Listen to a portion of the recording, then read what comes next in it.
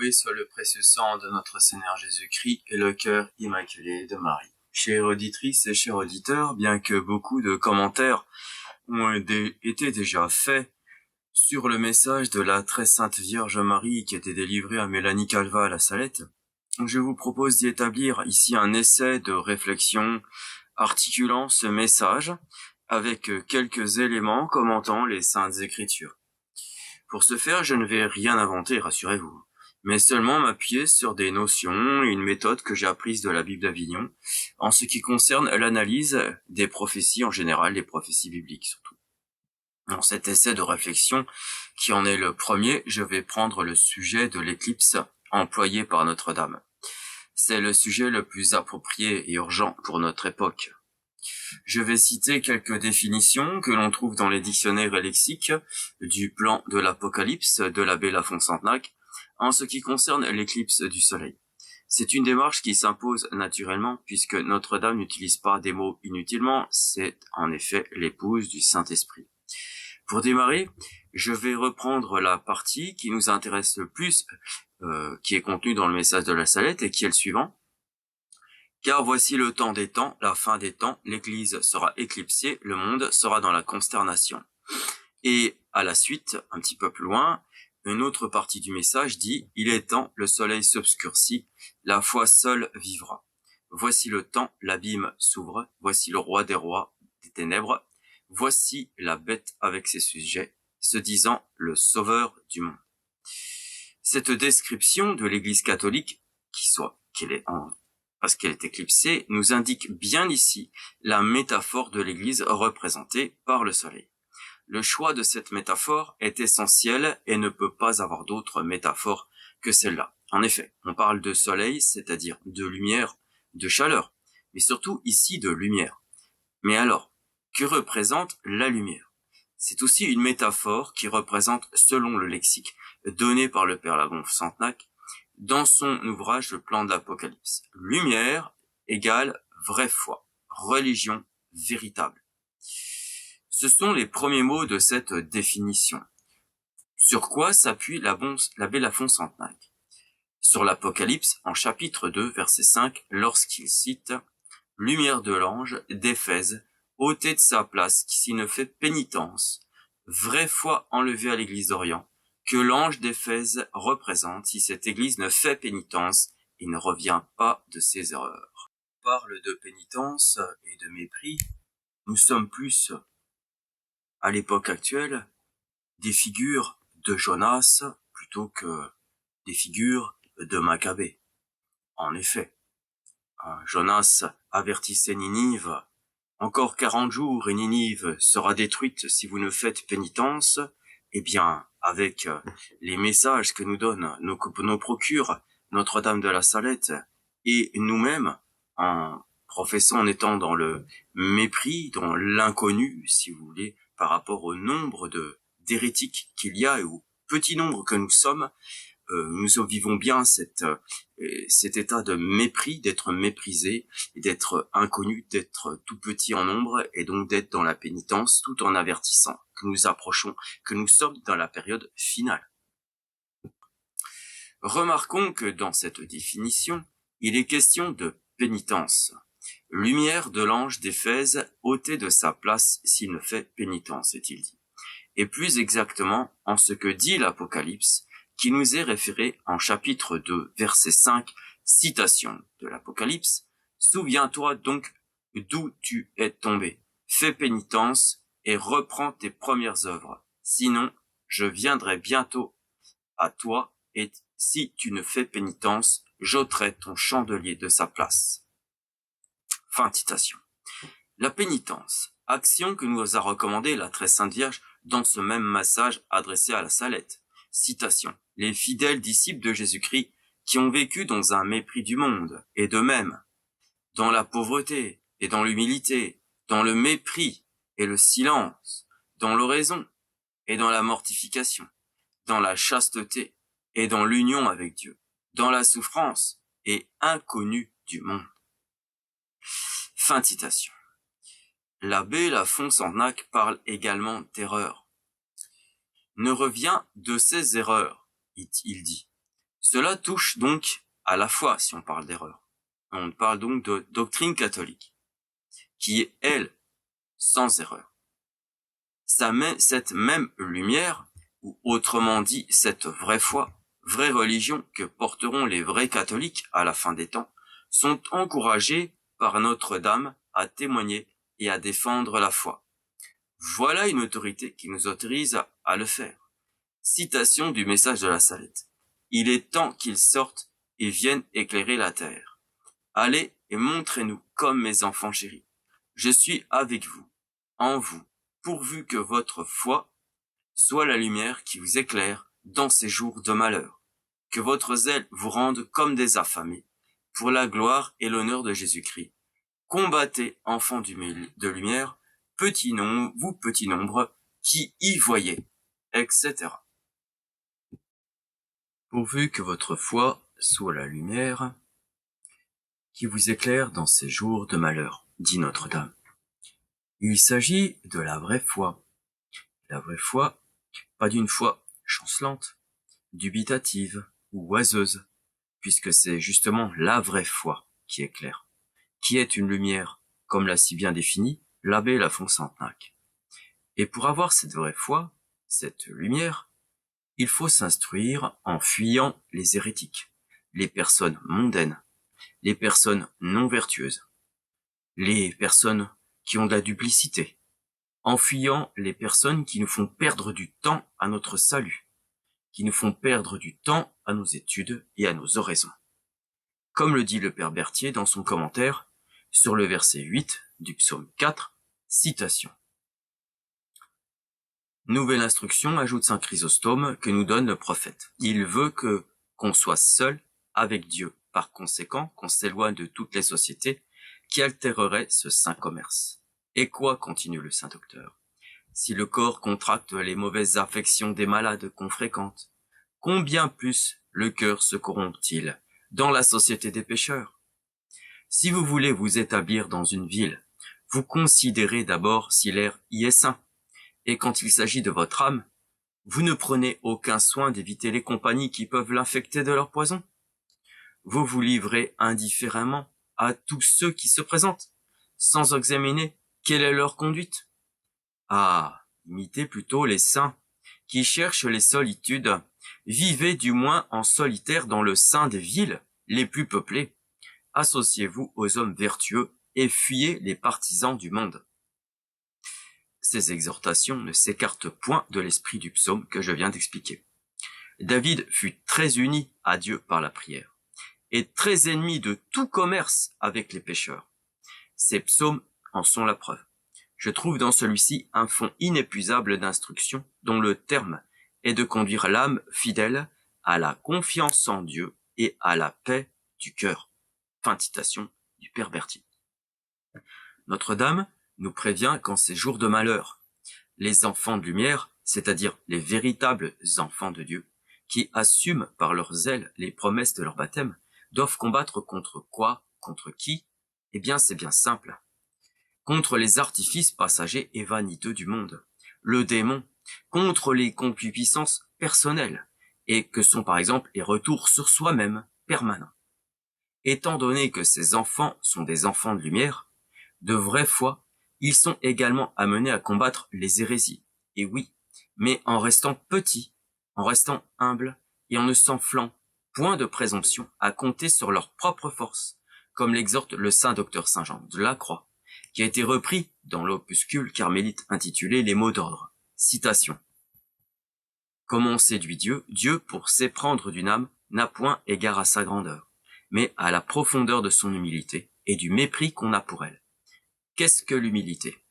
L'humble se cache en son propre néant, puis s'en remet à Dieu. Fin de citation. Ensuite, vous petit nombre qui y voyez, dit Notre-Dame, c'est-à-dire qu'il y en a bien peu qui s'aperçoivent de la situation apostate et hérétique, non seulement de la secte moderniste au Vatican, mais aussi de toutes les sectes hérétiques que sont les traditionalistes et les sédévacantistes, de tout degré et de toute variété, de tout bord et obédience confondus. Oui, l'aveuglement est si fort et en si grand nombre que, le nombre des enfants est petit. Et le mot enfant n'est pas pris au hasard par Notre-Dame. Le mot enfant a déjà été pris par le Sauveur en Saint Marc 10, versets 14 à 15, citation. Laissez ces petits enfants venir à moi et ne les empêchez point, car à de tels est le royaume de Dieu. En vérité, je vous le dis, quiconque n'aura point reçu le royaume de Dieu comme un petit enfant n'y entrera point. Fin de citation. Rappelons ici ce que commande saint Bède sur le passage de l'évangile et qui nous donne la vraie direction de notre salut. Citation. De même que l'enfant ne persévère pas dans sa colère, ne se souvient pas d'une offense, ne se délecte pas à voir une belle femme, ne pense pas autrement qu'il ne parle. Ainsi, vous-même, à moins d'avoir pareille innocence et pureté d'esprit, ne pourrez pas entrer dans le royaume de Dieu. En d'autres termes, nous recevons l'ordre d'accepter comme de petits enfants la doctrine de l'évangile. Fin de citation. Ce que nous dit saint Bède est important. La pureté d'esprit concerne la mémoire, l'intelligence, la volonté. Là, cette docilité parfaite et entière à la sainte doctrine de l'Église, sans omettre aucun iota. Là, cette anti-duplicité. Là, cette simplicité que Jésus enfant avait lui-même. Là, cette obéissance sine qua non qui a été tellement sanctifiée par tant de religieux dans les cloîtres et dans les déserts de la Thébaïde et ailleurs. Là donc, cette anticonformité face au monde et à son esprit corrompu. Être un enfant en esprit et en vérité. Voilà qui est héroïque aujourd'hui. Parce que cet état d'enfant que Jésus enseigne demande un renoncement total de soi-même. Un renoncement total à ses propres intérêts mondains et passagers. Un renoncement total à une doctrine de foi hérétique ou schismatique. Faire la volonté de Dieu et l'enfant de Dieu fait la volonté de Dieu. S'il ne fait pas la volonté de Dieu, si la personne ne s'y soumet pas, elle fait schisme avec Dieu. Pas de décision hâtive qui manquerait de sages analyses ou d'un sage discernement. Saint Jean de la Croix, repris toujours dans ce même fascicule, les mots d'ordre, va dans le même sens. Ne cherchez pas bien loin. Vous ne connaîtrez pas la saveur et douceur du Christ si vous n'embrassez pas le renoncement à toute vue personnelle. Dieu plutôt que ses dons. C'est un grand mal d'avoir plus l'œil au bien de Dieu qu'à Dieu lui-même. Oraison, détachement. Ensuite, vous avez « Mettez un frein puissance à la langue et à la pensée. Portez votre affection habituellement sur Dieu. La chaleur du divin esprit deviendra grande en vous. » Lisez souvent ceci. Ne laissez votre esprit prendre sa nourriture qu'en Dieu. Ne faites plus attention aux choses. Conservez dans le cœur avec la paix le recueillement.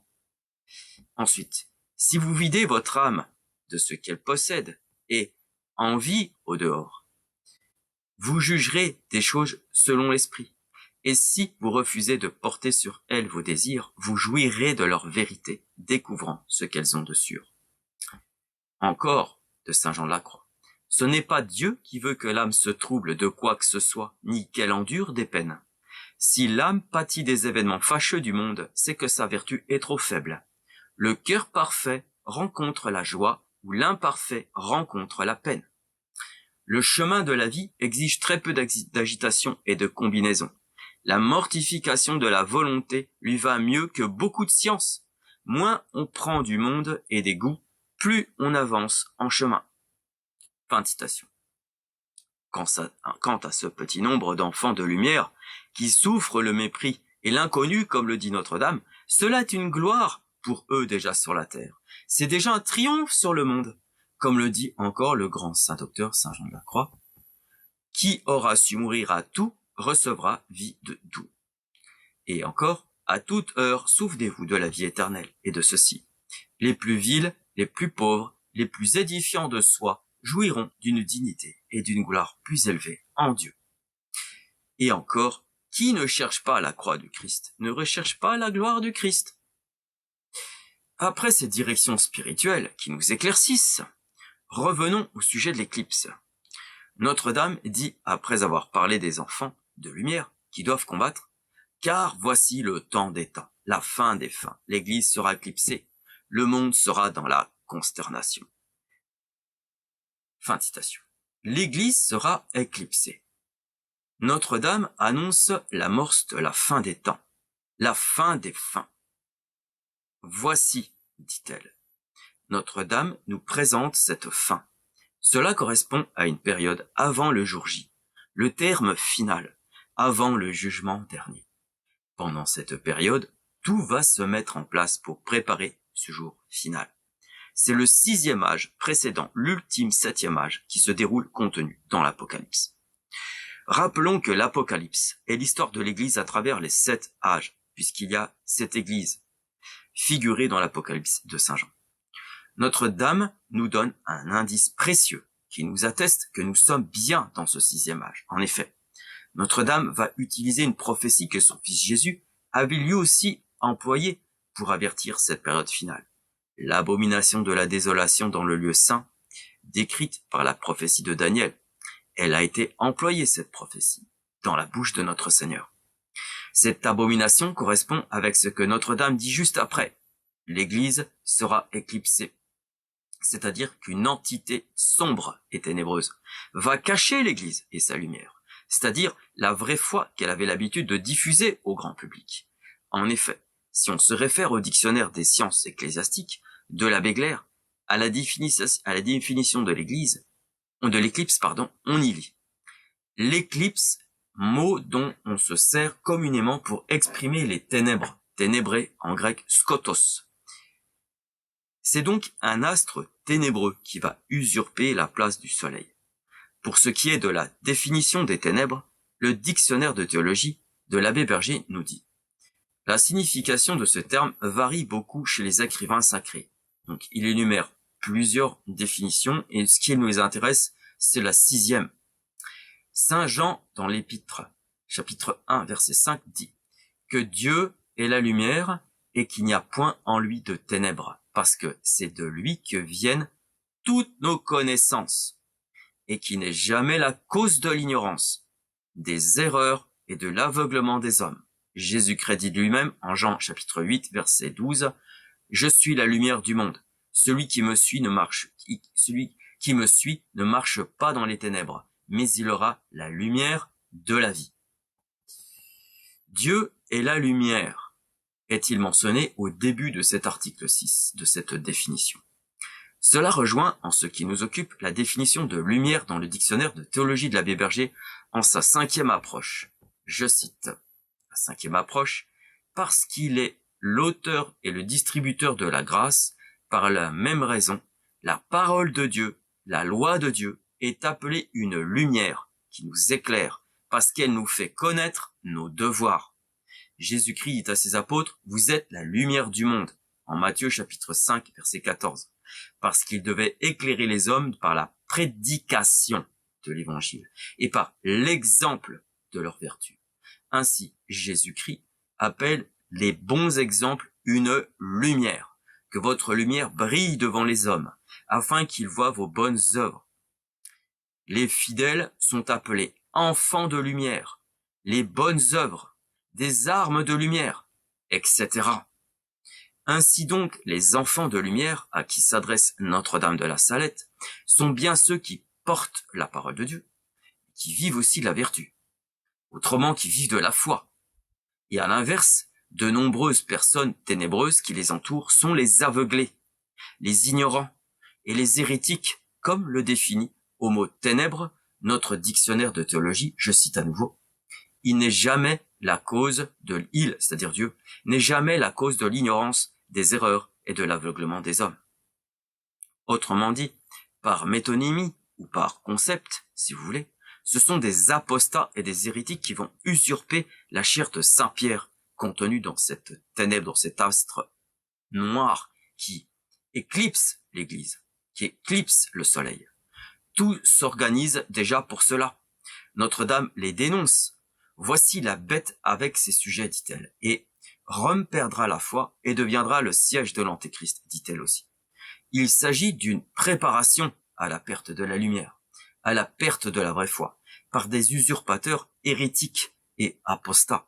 Ce « voici » est encore employé, et le temps du futur l'est aussi concernant cette perte de la foi. Ces termes nous assurent donc d'une confirmation des faits. Le mot bête relève bien de tout ce qui est terrestre et charnel, de tout ce qui est mondain et vaniteux. Le père Lafontaine nous dit sur le mot bête, empire, homme satanique. Cette définition indique soit l'antéchrist ou soit l'empire qui lui prépare son avènement. Et ici, il s'agit, dans la phrase de Notre-Dame, voici la bête avec ses sujets, il s'agit de l'antéchrist, entouré de ses sujets, puisque Notre-Dame affirme, je le redis, à nouveau, voici la bête avec ses sujets, se disant le sauveur du monde. En effet, le sauveur du monde qui voudra se faire passer pour Dieu, et qui est la bête qui s'élève de la terre, comme le définit l'abbé Lafontaine. Citation. À Antéchrist, nous lisons, l'antéchrist est l'homme de péché, le fils de perdition qui s'élèvera contre Dieu, voulant lui-même passer pour Dieu. L'antéchrist est la bête qui s'élève de la terre, en Apocalypse 13, verset 11, et qui porte les 2 cornes de l'agneau. L'antéchrist appelé aussi le faux prophète dans les chapitres 16, 19 et 20. Pour que l'antéchrist occupe la première place mondiale, il faut que tout soit préparé au préalable, parce que c'est quand même un être humain, l'antéchrist. Notre-Dame dit bien avec ces sujets qui se trouvent être représentés par une autre bête dans l'Apocalypse que définit l'abbé Lafontaine. Citation. Bête dont la plaie mortelle est guérie. Chapitre 13, verset 3. Empire romain tombé dans une première fois sous le coup des barbares et rétabli vers la fin des temps. Cette bête n'est plus ni moins que nouvel ordre mondial, que le nouvel ordre mondial qui doit englober toutes les nations obéissant toutes à son chef l'antéchrist, comme le fut autrefois toutes les nations obéissant à l'empire romain, à son César. C'était en quelque sorte, déjà à l'époque des Césars, un nouvel ordre mondial existant qui a été blessé, mais pas mort, blessé par les barbares, mais pas mort, et qui revient à la fin des temps. Mais ceci concerne le pouvoir séculier. Pour ce qui est de la hiérarchie ecclésiastique, Notre-Dame cite un cloaque d'impureté, je cite. Les prêtres, ministres de mon Fils, les prêtres, par leur mauvaise vie, par leur irrévérence et leur impiété à célébrer les saints mystères, par l'amour de l'argent, l'amour de l'honneur et des plaisirs, les prêtres sont devenus des cloaques d'impureté. Ils ne sont pas des enfants de Dieu.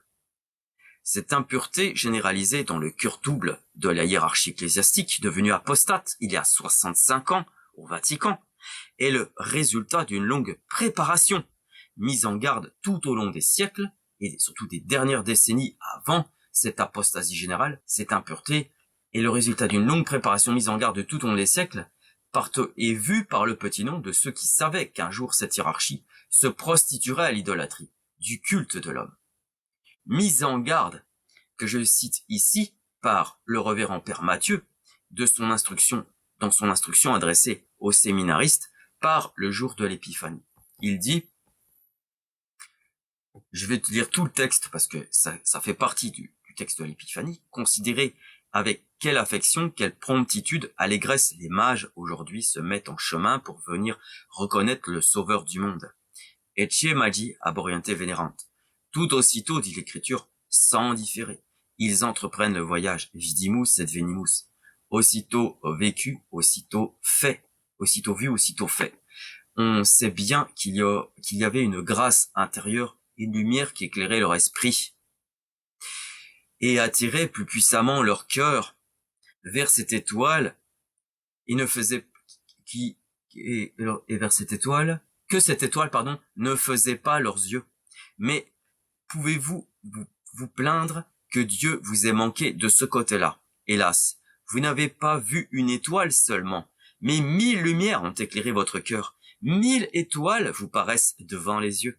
Il y a bien plus d'un mois, et peut-être plus d'un an, vous n'aurez possible pas avancé d'un seul pas pour aller à Dieu. Prenez garde que cette lumière, qui donc est en vous, ne s'éclipse. 1000 lumières ont éclairé votre cœur, est-il dit. Cette constatation peut s'adresser à tous les cœurs, pas seulement aux ecclésiastiques. En effet, combien de grâces actuelles recevons-nous chaque jour? Des grâces actuelles, des grâces prévenantes. Et combien en gâchons-nous en ne renonçant pas complètement à notre intérêt propre? Comme le demandait justement Saint Jean de la Croix, rappelez-vous. Mais ce qui est intéressant ici, c'est que nous sommes au XVIIe siècle. Et déjà l'avertissement sur la duplicité des prêtres, qui ne s'offrent pas complètement à Dieu, est lancé. Surtout lorsque le père Matthieu menace: vous n'avez possible pas avancé d'un seul pas pour aller à Dieu. Prenez garde que cette lumière ne s'éclipse, dit-il encore. C'est-à-dire, prenez garde que votre cœur ne devienne ténèbres, ou plus précisément qu'il ne s'endurcisse et ne s'aveugle. Le commentaire par le père Guillaume-François Berthier sur le psaume 5 en verset 8 nous indique bien aussi, comme le révérend père Matthieu, qu'il y a un avertissement concernant le cloaque d'impureté qui pourrait être dans l'Église pour les ministres, tant aussi pour les fidèles. Je cite verset 8, « Pour moi, plein de confiance dans vos grandes miséricordes, j'entrerai dans votre maison. Je me prosternerai devant votre saint temple, et ce sera dans les sentiments de crainte qui vous sont dus. » Voici ce que dit le père Berthier. C'est l'effet des miséricordes du Seigneur qui nous permettent d'entrer dans son saint temple et qui daigne recevoir nos adorations. Le tabernacle de la loi n'était qu'une figure imparfaite de nos temples. L'arche du testament qui y résidait n'était que l'ombre de la divine Eucharistie qui repose dans le sanctuaire de nos églises. Voici un prophète qui ne se présente qu'avec une crainte respectueuse, il s'agit de David ici, devant le tabernacle de l'ancienne alliance. Quel sentiment portons-nous aujourd'hui dans la maison du Seigneur? Les irrévérences des chrétiens dans ce saint lieu sont une des preuves les plus sensibles de leur peu de foi. L'Église met tout en œuvre pour leur donner une haute idée de la sainteté de ces édifices destinés au culte très haut. Elle les consacre avec tout l'appareil que l'esprit de la religion a pu lui inspirer. Elle distingue tous les degrés du ministère employé au service de l'autel. Elle ne permet pas qu'on en approche sans être revêtu des ornements propres de l'ordre sacerdotal. Elle recommande le silence, la modestie, les prosternations fréquentes durant les divins offices. Elle pousse des gémissements quand la maison de Dieu a été profanée. Elle pousse des gémissements quand la maison de Dieu a été profanée. Comment des enfants de cette sainte épouse de Jésus-Christ répondent-ils aux sentiments et aux exhortations de leur mère? Ah, ce point de morale a épuisé toute l'éloquence des saints docteurs et des ministres de l'Évangile. Ils ont tonné contre les scandales qu'on donne aujourd'hui depuis tant de siècles dans le lieu saint. Saint Jean Chrysostome menaçait de l'anathème ceux qui y tenaient des discours profanes, ceux qui y cherchaient à y satisfaire leur curiosité, ceux qui ne s'y rendaient pas attentifs à la parole de Dieu ou à la célébration des saints mystères, ceux qui étalaient le faste des parures mondaines, ceux qui négligeaient de venir s'y instruire, édifiaient les fidèles. Ils ne concevaient pas comment, en la présence du sanctuaire que les anges environnent sans cesse, les chrétiens ne sont pas assis de crainte. Comment la table du Seigneur ne les remplit pas d'une frayeur religieuse. Comment le calice terrible, c'est son expression ordinaire, ne dompte pas leur orgueil, n'écarte pas toutes leurs pensées mondaines, ne captive pas tous leurs sens. C'était la foi qui animait le zèle de ce grand homme. Et ce n'est pas la foi qui nous conduit dans la maison de Dieu. C'est la coutume, le respect humain, la curiosité, souvent l'intérêt, la passion, l'esprit de libertinage. Méditons le verset de notre prophète. Il se regarde comme indigne d'entrer dans le temple du Seigneur. Il rend grâce de cette faveur à la miséricorde divine. Il ne s'y présente que pour adorer l'être suprême. Il s'occupe de sa bassesse en présence de cette haute majesté. Il craint de n'être pas assez pur à ses yeux. Il y demande des secours dont il a besoin pour marcher dans la route du salut. C'est ce qui fait l'objet du verset suivant que nous lisons au verset 9. « Seigneur, conduisez-moi dans les voies de votre justice. À cause de mes ennemis, dirigez ma route en votre présence. » On doit reconnaître dans ce passage la nécessité de la grâce prévenante. Il faut que Dieu nous conduise, qu'il nous prenne comme par la main, afin que nous puissions entrer dans la voie du salut, dit le père Berthier, et marcher d'un pas ferme. Les ennemis qui nous environnent sont des observateurs toujours prêts à profiter des fausses démarches que nous pourrions faire. Ils ont toujours les yeux sur nous. Mais que pouvons-nous craindre si nous fixons nos regards sur Dieu, si nous sommes attentifs à sa sainte présence? Voilà, dit saint Augustin, le témoin dont nous devons rechercher l'approbation. Peu nous importe que les hommes nous louent ou nous blâment. Ils ne sont point juges, dit saint Augustin, de la route où marche le serviteur de Dieu. Cette voie ne leur est point visible, tout s'y passe entre Dieu et l'âme fidèle.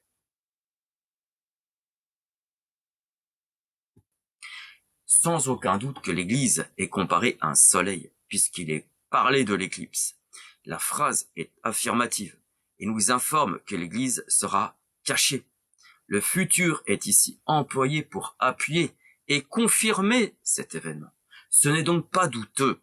L'Église est vraiment cachée, et elle qui donne sa véritable lumière, sa véritable foi, ne peut plus donner librement et ordinairement, comme auparavant, qu'elle soit cachée, cette vraie foi.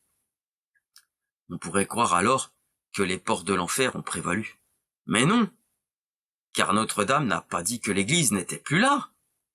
Notre-Dame a confirmé qu'elle serait assurément cachée. C'est donc que l'Église est présente, oui, mais que la majorité des personnes ne la voient pas, puisqu'elle est cachée. Ces aveuglés restent dans cette consternation, qui est décrite par Notre-Dame, et s'en complètent d'une certaine manière. « Oh, tant mieux, se disent-ils, car tant mieux ! Ainsi on est libre, et se carquant de l'autorité de ces lois, de cette Église. Tant mieux, on est libre de tout ça, car on peut se laisser aller au respect humain. » Voilà ce qu'ils se disent. Quand le chat n'est pas là, les souris dansent, n'est-ce pas? Cela, je l'ai déjà expliqué avant. Seul le petit nombre voit cette lumière. Seul le petit nombre se nourrit correctement de la vraie foi. Alors que tous les regards sont tournés vers cette obscurité et s'en repaissent, le petit nombre, lui, n'a pas peur de voir cette lumière circulaire autour de cette obscurité, et n'a pas peur de se nourrir de cette lumière, ni d'en vivre de cette vraie foi. Ainsi, le petit nombre voit l'Église et sait où elle se trouve. C'est l'espérance mêlée de charité qui s'opère. Que représente le soleil? Nous l'avons entendu de la bouche de Notre-Dame, qu'il s'agit de l'Église par rapport à l'éclipse. Bien que le père Lafont Santenac définit plus le soleil par Jésus-Christ ou le souverain pontife dans son lexique sur l'Apocalypse, il s'agit de définitions concernant l'Apocalypse et non pas le message de la Salette ici, bien que ces deux prophéties se complètent et s'accordent. Ici, Notre-Dame affirme donc que l'Église, dans son ensemble, souverain pontife inclus, est éclipsée. Ce qui est exactement le cas concernant notre situation depuis 65 ans. Pas de pape, pas d'hiérarchie ecclésiastique visible. Mais par quoi ce soleil est-il éclipsé? En général, lorsque la Terre est assombrie par une éclipse, c'est la Lune qui éclipse le soleil, et rien d'autre. Le père Lafont Santenac détermine la Lune par l'Église, puisqu'elle est éclairée par le soleil. Lune, astre qui est éclairé par le soleil. Église que Dieu éclaire. Telle était l'Église des Juifs, et telle est aujourd'hui l'Église catholique. En effet, l'indéfectibilité de l'Église provient du pape, qui en est son soleil. A priori, ce ne peut pas donc être l'Église décrite par Notre-Dame, qui puisse être éclipsée par elle-même, puisqu'elle est indéfectible, l'Église. Sauf que Notre-Dame définit l'Église comme étant le soleil, et non la lune. Donc, Notre-Dame dit que le soleil, qui est la véritable Église, dont le pape fait partie, est éclipsé par l'Église hiérarchique ecclésiastique apostate, qui en est la lune. Justement, la lune de Lafont Santenac. De quelle couleur est la lune lorsqu'elle éclipse le soleil? Naturellement, elle est noire. Elle est noire. Cet astre n'est plus lumineux puisqu'elle est noire. Il n'est plus éclairé par le soleil non plus puisqu'il se trouve devant. Cette couleur noire est donc la métaphore, ou plutôt métonymie, qui représente l'apostasie. Quel est l'opposé de la lumière? Les ténèbres, l'obscurité, la noirceur. Quel est l'opposé de la foi? Eh bien, c'est l'hérésie. et bien plus encore, l'apostasie, allant jusqu'à la persécution. Le père Lafont Santenac définit le soleil noir comme ce qui formerait la persécution épouvantable qui arrivera à l'Église au sixième âge. Soleil noir comme un sac de deuil dans le tremblement de terre qui suit l'ouverture du sixième sceau, Jésus-Christ, dans la personne de son représentant, couvert d'un voile de deuil dans la persécution épouvantable qui arrivera à l'Église au sixième âge, est-il dit. Il est question d'un sac de deuil. Ce sac de deuil ne représente-t-il pas la pénitence, comme les habitants de Ninive étaient recouverts de sacs pour symboliser la pénitence? En effet, le dictionnaire de théologie de l'abbé Berger nous définit le mot sac. Sac, ce mot qui est le même en hébreu que dans les autres langues, signifie la même chose.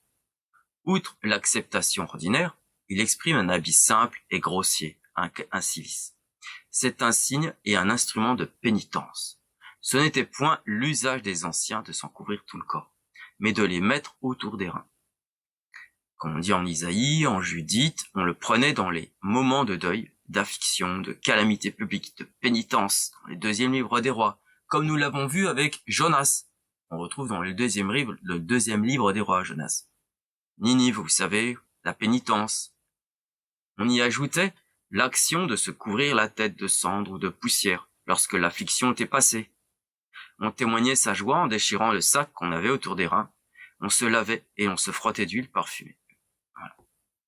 C'est ainsi que seront couverts, habillés, Enoch et Élie, les deux témoins qui viendront lors de la persécution épouvantable sous l'Antéchrist, comme le dit l'Apocalypse en chapitre 11, verset 3. Et je donnerai à mes deux témoins de prophétiser pendant 1260 jours, revêtus de sac, c'est-à-dire 3 ans et demi. Car ce sera un temps de grande calamité à ce moment-là. C'est notre époque même, sauf que les persécutions épouvantables, nous les voyons pas encore. Elles arriveront plus tard. C'est donc que notre éclipse, notre époque ténébreuse, n'est pas encore terminée. Il faut que la persécution épouvantable se fasse et qui se fera par l'Antéchrist. Remarquons que cette description de ce soleil noir par le père Lafont Santenac parle de la passion du Sauveur, et plus exactement le moment où il meurt sur la croix, que le soleil perd de sa lumière, il devient obscur. Comme s'il était voilé en quelque sorte. Ce sont les ténèbres, comme nous l'avons vu. C'est le temps du paroxysme, de l'endurcissement et de l'aveuglement et des hérésies de toutes sortes, qui ont été jadis toutes réfutées par l'Église catholique, quand elle était visible, et qui ressurgissent maintenant, comme la bête blessée, sur le retour expliqué par l'abbé Lafont Santenac. C'est également bien ce qui nous avertit Notre-Dame de la Salette, quand il dit « Il est temps, le soleil s'obscurcit, la foi seule vivra. Voici le temps, l'abîme s'ouvre, voici le roi des rois des ténèbres. » Fin de citation. C'est bien ce qui se passe dans notre situation où l'Église semble être morte par son obscurcissement et réduite en nombre à un aspect de caducité. C'est l'heure du tombeau. Toute petite est l'Église militante dans sa hiérarchie. Toute petite comme des enfants de lumière, comme le dit Notre-Dame à la Salette. Enfants de lumière, vous petit nombre, et la foi seule vivra, cette vraie foi dont témoignent les enfants de lumière. Et oui, elle nous donne le mode d'emploi, Notre-Dame, dans ces quelques mots. Le soleil s'obscurcit, vous n'avez plus la hiérarchie ecclésiastique, mais elle vous laisse, l'Église, son mode d'emploi, son enseignement. Car malgré que le soleil, c'est-à-dire que l'Église ne soit plus là, l'Église visible ne soit plus là, la hiérarchie ecclésiastique, entendons-nous bien, la foi seule vivra, c'est-à-dire le mode d'emploi vous donnera la foi, son enseignement. Notre-Dame, dans ces quelques mots, nous dit, s'adresse aux vrais catholiques, vous devez agir selon l'enseignement de l'Église, même si elle n'est plus là avec sa hiérarchie visible, sa hiérarchie ecclésiastique, j'entends, ecclésiastique. Voilà. Nous voyons bien que tous ces points corroborent et se complètent entre eux. Les enfants de lumière, qui témoignent de leur vraie foi et qui sont peu nombreux, à l'image de cette auréole de lumière qui se trouve lors d'une éclipse. Et oui, cette auréole de lumière, on la voit quand même. Et bien cette auréole de lumière, ce sont les enfants de lumière. Et qui, donc du coup, l'Église est quand même visible. La hiérarchie est visible. Parce qu'à ce moment-là, quand il y a que des hérétiques qui trouvent partout, eh bien, ces enfants font partie de la hiérarchie. C'est pas moi qui le dis. C'est l'Église qui le dit. Le cardinal John Murphy Farley, archevêque de New York, dit, repris dans le The Cabinet of Catholic Information, lorsque l'Église, dans un sens large et imprécis, si l'on considère que l'Église catholique tout entière existe au milieu des hérétiques, des schismatiques et des païens, même les laïcs peuvent être considérés comme faisant partie de la hiérarchie. Et Saint Vincent d'Hérin dit, dans son chapitre 9, du Comitorium, alinéa 24, le propre des catholiques est de garder le dépôt confié par les saints-pères, de condamner les nouveautés impies, et comme l'a dit et répété l'apôtre, de crier anathème à quiconque annonce une doctrine différente de celle qui a été reçue. Il n'a donc jamais été permis, et il n'est pas permis, et il ne sera jamais non plus, c'est-à-dire au futur, il ne sera jamais permis de prêcher aux chrétiens catholiques une autre doctrine que celle qu'ils ont reçue. Et jamais il n'a fallu, jamais il ne faut, et jamais il ne faudra non plus omettre d'anathémiser ceux qui annoncent une autre chose que la doctrine une fois reçue. Fin de citation. Les enfants de lumière sont donc cette métaphore qui est cette auréole de lumière qui se trouve lors d'une éclipse et qui se trouve au pied de la croix de notre Seigneur Jésus-Christ lors de sa mort, même quand le soleil est obscurci. Au pied de la croix a imité notre Seigneur Jésus-Christ par sa fidélité dans la pénitence et la charité, comme il est décrit par Notre-Dame de la Salette, et en ce que nous définit le Père Lafont Santenac. Que nous dit la Bible d'Avignon sur les signes avant-coureurs de la fin du monde, qui pourraient nous être utiles? Dans la dissertation sur les prophètes en Isaïe 11, 14, la Bible d'Avignon relate la conversion des Juifs, en pages 340 et 341. Dieu sera bien, à la fin des temps, lever par de semblables effets de sa puissance tous les obstacles qui pourront s'opposer à la conversion des Juifs et à la propagation de l'Évangile, dans toutes les nations, sans avoir besoin pour cela de dessécher aucune mer, ni de diviser aucun fleuve. Tenons-nous-en à la règle sagement posée par saint Jérôme, pour l'intelligence des promesses prophétiques, qui est que ce que les Juifs et les judaïsants entendent littéralement, nous devons l'entendre spirituellement, pour ne pas nous exposer à devenir nous-mêmes judaïsants. C'est qu'en effet, le retour futur des Juifs, si expressément annoncé par saint Paul, n'est nullement le retour dans leur patrie, comme les Juifs et les judaïsants s'imaginent le voir annoncé dans les prophètes, mais le retour à la foi de leur Père, le retour à Jésus-Christ, comme l'annonce Osée. Revertentur et querent hominum deum sum et David regem suum. Le retour à l'Église, qui est la vraie Jérusalem, la vraie terre de Juda, la vraie terre de promission, le véritable héritage du Seigneur, d'où ils ont été chassés et bannis à cause de leur incrédulité, et où ils rentreront par leur foi. C'est qu'enfin les promesses évangéliques faites aux enfants de la Nouvelle Alliance, dans laquelle les Juifs entreront alors, n'ont point pour objet les biens temporels, mais les biens spirituels, dont les biens temporels étaient l'usage. Jésus-Christ ne promet point à ses disciples de beaux jardins, des moissons abondantes, des vignes fécondes et excellentes, mais il leur promet des grâces, les grâces spirituelles, qui rendront leurs âmes semblables à ces vignes, à ses moissons, à ses jardins, par la fécondité des vertus que sa grâce y formera. Et en page 355, la Bible d'Avignon dit aussi en parlant du commentaire que fait saint Jérôme sur Isaïe 49. Il dit, au dernier temps, c'est-à-dire au temps où Dieu réparera abondamment toutes les pertes de l'Église par la conversion du peuple juif et par celle d'une multitude innombrable de gentils qui seront alors appelés à la fois dans toutes les nations de la terre. Mais ce qui est ici très important à remarquer, c'est que dans ces deux sens, les promesses faites à Sion sont attribuées à l'Église même, et que même dans l'un et l'autre sens, ces mots sont des mots spirituels, qui consistent dans la rareté des justes, le petit nombre, la rareté des justes, des saints au milieu d'une multitude perverse. De même, dans l'un et l'autre sens, ces consolations sont des consolations spirituelles qui consistent dans la promesse d'une fécondité spirituelle qui a déjà eu lieu dans l'établissement de l'Église et qui se renouvellera sur la terre à la fin des temps. Ce sera se méprendre totalement et retomber précisément dans des fausses idées, les fausses idées des judaïsants, que de transporter aux Juifs, sous le nom de Sion et de Jérusalem, les promesses qui sont ces mêmes noms qui sont faites à l'Église de Jésus-Christ.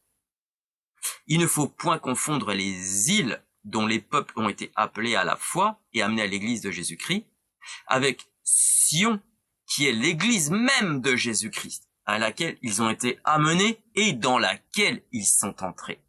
De même, il ne faut pas confondre l'Église de Jésus-Christ, désignée sous le nom de Sion, et à laquelle les promesses du Seigneur sont faites, avec les Juifs qui seront un jour amenés et qui deviendront eux-mêmes, comme nous, ses enfants par l'esprit de la foi.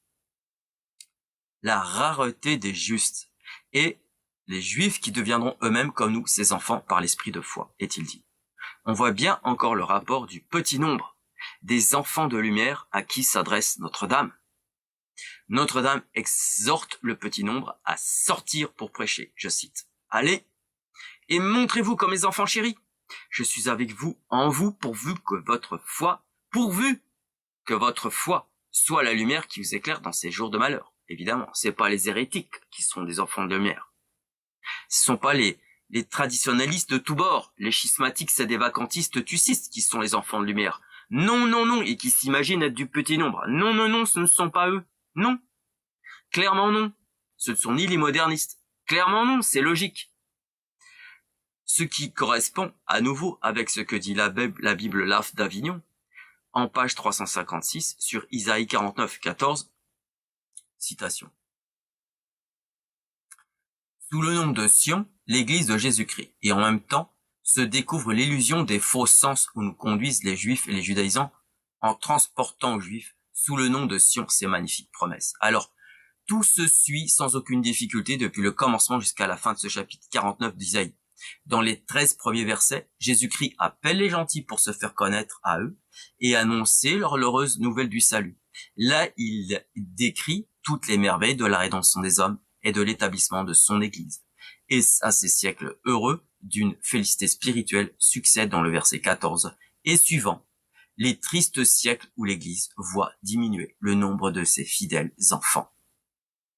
C'est alors que Jésus-Christ la désigne sous le nom de Sion, en la consolant premièrement par la promesse de ne jamais l'abandonner et secondement par la promesse de lui donner avant la fin des siècles une fécondité prodigieuse dont elle sera elle-même étonnée.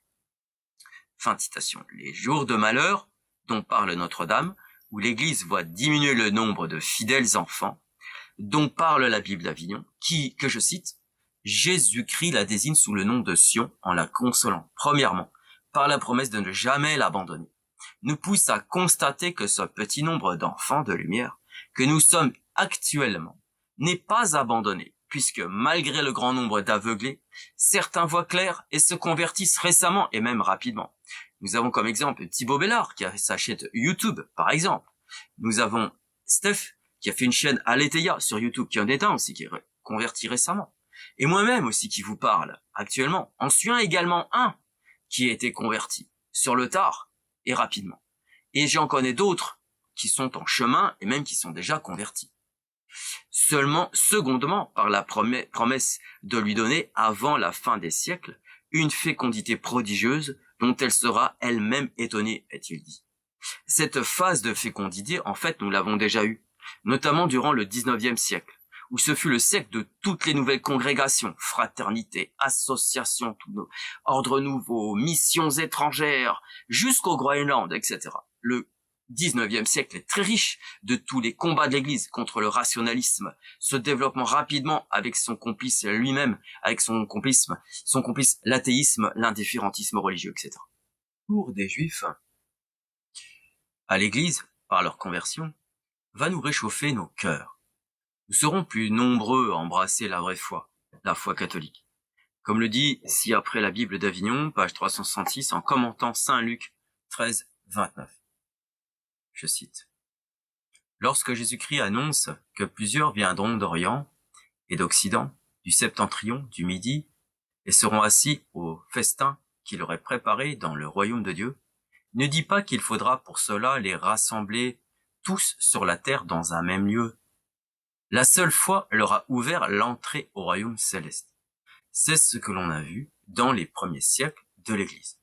C'est ce qu'on verra encore à la fin des temps, lorsque Dieu rassemblera les derniers de ses élus, tant de la nation juive que de tous les autres peuples de la terre. Si les Juifs ont été et sont encore des témoins de Dieu, parce que les oracles de Dieu leur ont été confiés sous l'ancienne alliance, et qu'ils en sont encore aujourd'hui, ils en sont encore aujourd'hui les porteurs, combien plus ce titre auguste n'appartient-il pas aux chrétiens, à qui ont été confiés non seulement les oracles de l'Ancien Testament comme aux Juifs, mais les oracles même du Nouveau Testament que les Juifs ont rejetés et méprisés. Si Jésus-Christ peut dire aux Juifs « Non invocasti Jacob, nec laborasti in me Israël », parce que le Juif n'invoque point Jésus-Christ et ne se met point en peine de le connaître, combien plus ne peut-il pas le dire au vrai Jacob, à la gentilité chrétienne, qui, avant d'être appelé à la foi, ne connaissait ni Jésus-Christ ni Dieu son Père, et ne se mettait point en peine de le connaître. Si Jésus-Christ peut dire aux Juifs, vous ne m'avez point offert de bélier en holocauste, parce que les Juifs n'offrirent plus de sacrifices à Dieu son Père, combien plus peut-il le dire à la gentilité chrétienne qui jamais n'en offrit? En un mot, il n'y a point de caractère ici applicable en quelque manière aux Juifs, qui ne puisse être appliqué encore plus parfaitement aux chrétiens, et spécialement à la gentilité chrétienne, à qui seul convient proprement le nom mystérieux de Jacob. Rien n'oblige donc de détourner ici aux Juifs des caractères et des promesses qui n'appartiennent qu'au peuple chrétien. Fin de citation. Cependant, la conversion des Juifs, comme celle des gentils, ne sera pas généralisée. Il ne tient qu'aux endurcis de cesser leur endurcissement, comme l'explique la Bible d'Avignon. Citation en page 380, toujours dans la dissertation sur les prophètes. Un quatrième soin nécessaire dans l'étude des prophéties pour s'assurer mieux d'avoir bien pris leurs paroles, leurs pensées, leurs discours, c'est de ne point se laisser aveugler par les préjugés capables de faire méconnaître l'objet et le sens de leurs prophéties. Il n'y a point de préjugés plus nuisibles à l'intelligence des prophéties que ceux qui naissent de l'opposition à la religion de Jésus-Christ ou à la pureté de la doctrine et de la morale qu'elle enseigne. Ainsi, tant que les Juifs demeureront dans les préjugés de leurs ancêtres comme contre Jésus-Christ et contre son Église, jamais ils ne pourront entendre des prophéties dont Jésus-Christ et son Église sont l'objet. Ces préjugés forment le voile qu'ils ont sur leur cœur lorsqu'ils lisent les prophètes et qui les empêchent d'entendre les divins oracles. De même, tant que les hérétiques et les schismatiques conserveront les préjugés qu'ils ont reçus de leur père, ils n'entendront point les prophéties qui condamnent leurs écarts et qui montrent dans l'Église catholique, apostolique et romaine la chair de la vérité et le centre de l'unité. De même, tant que les chrétiens prévaricateurs conserveront les préjugés qui leur font méconnaître leur prévarication, ils ne comprendront point les prophéties qui leur reprochent leurs crimes et qui leur montrent les maux auxquels ils s'exposent, soit dans la vie présente même, ou soit dans l'éternité. Fin de citation. Pour qu'il y ait conversion des Juifs, il faut qu'il y ait des personnes pour les convertir. Je l'ai déjà dit dans mes vidéos, ce seront les deux témoins cités dans l'Apocalypse qui s'en occuperont.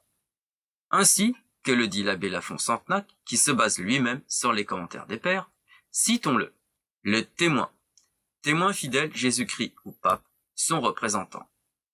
Les deux témoins, chapitre 11, Élie et Enoch, représentant l'Église des Juifs et des gentils. Et citons également la Bible d'Avignon, aux pages 408 et 409. Ainsi nous accordons aux Juifs et aux chrétiens tout ce qu'ils peuvent désirer. Avec les Juifs, nous convenons que le règne du Messie doit être éternel. Avec les chrétiens, nous faisons profession de croire qu'en effet le règne de Jésus-Christ n'aura jamais de fin. Et Trinius non erit finis. D'ailleurs, lorsque suivant l'opinion commune, nous soutenons qu'il y aura une liaison intime entre ces 4 grands événements, la mission d'Élie, la conversion des Juifs, la persécution de l'Antéchrist et le dernier avènement de Jésus-Christ, ce n'est pas seulement parce que toute la tradition l'enseigne ainsi, c'est parce que ce sentiment est fondé sur le témoignage formel de Saint Jean au chapitre 11 de l'Apocalypse. Car, après avoir dit dès la fin du chapitre 8 que 3 malheurs doivent éclater au son des 3 dernières trompettes, après avoir interrompu au chapitre 10 la description du second malheur pour annoncer que bientôt il n'y aura plus de temps, quia tempus onerit amplius, mais qu'au son de la dernière trompette le mystère de Dieu sera consommé, il nous montre au chapitre 11 la mission des 2 témoins qui doivent paraître alors, et dont l'un, selon l'opinion commune, sera Élie, par qui les Juifs seront ramenés à la foi. Il nous montre ensuite la persécution dans laquelle ces 2 prophètes seront mis à mort par la bête qui doit monter de l'abîme. Les 2 prophètes mis à mort ressuscitent et montent au ciel. Alors selon le second malheur est passé, et le 3e viendra bientôt. Et ecce via tertium veniet cito. La 7e trompette sonne, cette trompette au son de laquelle le 3e et dernier malheur doit éclater, cette trompette au son de laquelle le temps va venir, et le mystère de Dieu va être consommé. Mais qu'arrive-t-il? Eh bien, les royaumes de ce monde deviennent le royaume de notre Seigneur Jésus-Christ, qui a entré à ce moment dans la grande puissance de son règne éternel. Les 84 vieillards qui environnent le trône de Dieu s'écrient: nous vous rendons grâce, Seigneur, de ce que vous êtes entrés en possession de votre grande puissance et de votre règne. Les nations se sont irritées. Le temps de votre colère est arrivé. Le temps de juger les morts, et tempus mortuorum judicari, de donner la récompense à vos serviteurs, et d'exterminer ceux qui ont corrompu la terre. Il est donc certain que la persécution dans laquelle les 2 témoins seront mis à mort est celle-là la même qui sera immédiatement suivie du jugement des morts. Tempus mortuorum judicari, d'où il suit que la mission des 2 témoins précédera immédiatement le jugement des morts, et conséquemment le dernier avènement de Jésus-Christ. D'où il suit qu'il y aura bien certainement une liaison intime entre ces 4 événements. La mission d'Élie, l'un de ces 2 témoins, la conversion des Juifs par le ministère d'Élie, la persécution de l'Antéchrist par qui les 2 témoins seront mis à mort, et le dernier avènement de Jésus-Christ, qui, après cette dernière persécution, descendra du ciel dans sa gloire pour juger les morts, récompenser les saints, et lancer sur les réprouvés l'anathème éternel qui sera pour eux le dernier et le plus grand de tous les malheurs. Parenthèse, en fait, c'est le jour du jugement dernier, juste après la chute de l'Antéchrist. Je reprends. Voilà ce que les saints docteurs ont vu dans ce chapitre 11 de l'Apocalypse. Voilà ce qui établit, et justifie leurs sentiments sur la lésion intime de ces événements. Eliam tesbiten, fidem judeorum, antichristum, persecutorum, Christum venturum, mortuorum resurrectionem, bolorum alorumque direptionem. Pour ce qui est de la conversion des Juifs à la fin du monde et de leur retour à l'Église catholique, le dictionnaire pratique des connaissances religieuses du Père Bricou nous dit, à la rubrique « Conversion des Juifs », le retour d'Israël à la fin du monde. Saint Paul aux Romains 11, vous pouvez lire comme moi, « Si leur rejet, le rejet des Juifs, a été la réconciliation du monde, que sera leur réintégration, sinon la résurrection des morts ?» Qu'est-ce à dire? Plusieurs interprètent cette résurrection des morts d'un renouveau de vie spirituelle dans la société chrétienne. Mais d'ordinaire, on y voit la résurrection des corps proprement dite, comme la réprobation des Juifs, écrit par le Père Lagrange, Épître aux Romains, page 278, a été l'occasion de la réconciliation du monde. Leur conversion sera comme le signal de la consommation du monde et de l'avènement d'un monde nouveau. Il faut cependant reconnaître, pour le savant dominicain, que les expressions ne sont pas très précises et qu'on ne saurait y fonder des conjectures assurées sur un rapport de temps entre la conversion des Juifs et la résurrection des morts. En d'autres termes, affirmer que le jugement dernier suivra de près la conversion des Juifs. Au surplus, ajoute la revue assomptionniste Jérusalem, mai-juin 1925, page 322. Nous ne discernons actuellement aucun signe probable de la conversion prochaine des Juifs. Il y a sans doute de ci, de là, des retours individuels, mais l'ensemble résiste à l'apostolat chrétien.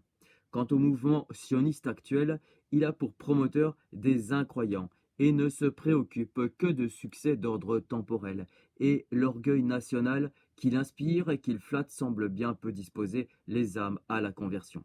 Rien donc de ce qui se passe sous nos yeux ne porte à penser avec probabilité que la fin du monde soit prochaine. Sauf que là, aujourd'hui, ils ne sont pas au courant de ce qui se passe aujourd'hui depuis 65 ans, ceux qui ont écrit ça. Ça fait quand même 100 ans que ça a été écrit. Il faut nous en tenir tout simplement à la parole de Jésus, Matthieu 25, 13, que nul n'en sait ni le jour ni l'heure. Ce qui est cependant intéressant, c'est que l'Église a développé quand même des moyens pour convertir les Juifs il y a plus de 100 ans.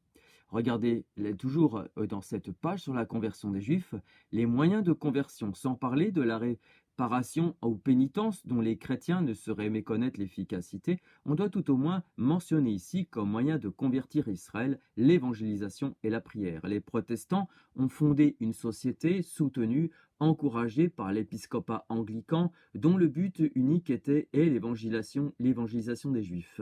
Et la devise Ite potius atoves que periont domus Israël. Allez d'abord aux brebis perdues de la maison d'Israël. Cette société, dont le siège principal est à Londres, compte 77 succursales, 12 en Angleterre et 65 dans les principales villes d'Europe et d'Amérique.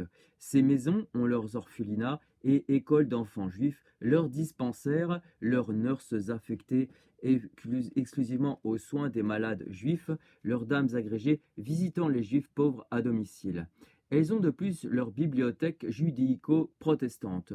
Une revue mensuelle circule d'un bout à l'autre de l'Empire britannique, cherchant à intéresser d'autres protestants à la conversion d'Israël et à gagner à la société d'autres recrues en même temps que les fonds nécessaires à de plus amples développements. Cette société fait certainement des conversions parmi le peuple juif. Dit Marco, Puce, cite page 59-60. Aux États-Unis, en Hollande, surtout en Angleterre, les catholiques de leur côté ont à cœur de n'être pas moins zélés. Pareillement, un comité semblable au comité catholique de Londres, dit encore M. Marco, page 63-64, a été constitué en France sous la présidence du révérend Schaffner, supérieur général des prêtres de Sion. Il publie des tracts spécialement destinés à faire connaître la vérité catholique aux Israélites. Les conférences en plein air, qui ont de succès en Angleterre, n'en seraient probablement aucun en France. Mais les Juifs assisteraient peut-être volontiers aux conférences faites spécialement pour eux dans des salles privées. Le meilleur moyen pour les atteindre ne serait-ce pas par la presse? Beaucoup de Juifs sont dans les affaires. Ils font de la publicité dans la presse de tous les partis. Les articles composés sur la question juive pourraient les intéresser, dissiper les ténèbres qui obscurcissent leur esprit sur la question religieuse. Ce n'est pas bien sûr, mais on peut essayer quand même. Avec l'évangélisation, la prière. Le mouvement de prière pour la conversion des Juifs est parti de France. L'idée en est venue d'une pieuse parisienne qui est à pris corps fin 1904. Puis, en 1909, l'association était érigée en archiconfrérie, laquelle compte actuellement plus de 800 000 associés. C'est quand même beaucoup. L'archiconfrérie de prière pour la conversion d'Israël est sous la direction des prêtres de Notre-Dame de Sion, et le siège en est à la basilique de Lecce Homo à Jérusalem. Les demandes d'affiliation à l'archiconfrérie sont adressées 60 rue Notre-Dame-des-Champs, Paris. Une messe mensuelle avec conférences et prières est dite dans les chapelles de Notre-Dame de Sion pour obtenir de Dieu les conversions tant désirées. Depuis 1918, des neuvaines de messes sont célébrées à la même intention. Les diverses congrégations religieuses, les évêques, les papes s'associent avec empressement à cette pieuse croisade. Et les religieuses de Notre-Dame de Sion, Paris 1923, surtout page 151-157. Comme prière pour Israël, on recommande celle que les filles de Sion répètent à 3 reprises au moment le plus solennel de la messe. Père, pardonnez-leur car ils savent ce qu'ils font. Et encore celle-ci que les associés récitent quotidiennement. Dieu de bonté, Père de miséricorde, nous vous supplions par le cœur immaculé de Marie et par l'intercession des patriarches des saints apôtres de jeter un regard de compassion sur les restes d'Israël, afin qu'ils arrivent à la connaissance de notre unique Sauveur Jésus-Christ et qu'ils aient part aux grâces précieuses de la rédemption. Fin de citation. Eh bien, nous aussi, chers catholiques, nous pouvons, lorsque nous disons Notre Père, Père pardonneur, ils ne savent pas ce qu'ils font, pardonnons à nous, comme nous pardonnons à ceux qui nous ont offensés, mais aussi pardonnez-nous à ceux qui ne savent pas ce qu'ils font. On pourrait très bien le dire, c'est juste cette petite phrase-là, concernant, pour hâter la conversion des Juifs avant la venue de l'Antéchrist. Gloria natissimis Deo et intera pax omnibus bone voluntatis. La venue des deux témoins, Notre-Dame de la Celte, en parle et les nomme. Enoch et Élie seront mis à mort. Il est évident chronologiquement que les pères ignoraient il est évident chronologiquement que les pères qui ignoraient que ce fut Enoch le deuxième témoin sont excusables, car ils ne pouvaient pas savoir la teneur du message précieux de la Salette, puisque c'est arrivé après eux chronologiquement.